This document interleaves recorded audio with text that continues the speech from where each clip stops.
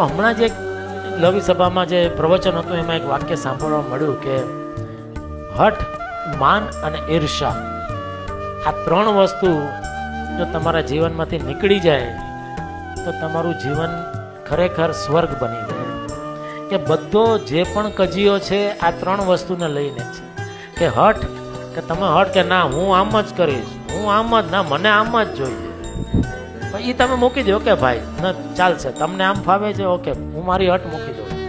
માન, લગભગ બધા પ્રશ્નો માન, કે મને ઓલાએ બોલાવ્યો નહીં, મને અહીંયા બેસવાનું કીધું નહીં, મને ખુરશી આપી નહીં, મને હું પાછળ બેસું, હું આટલો મોટો માણસ ને હું ચોથી રોમાં પાંચમી રોમાં બેસું. જો એ તમારામાંથી નીકળી જાય તો એ તમને પ્રશ્ન તમને, કારણ કે એ વિચાર આવે તો તમને એ તમારી અંદર એ બધા દુઃખ પ્રવર્તે. અને ઈર્ષા, કે હંમેશા માણસ દુઃખી થતો હોય છે બીજાનું જોઈને.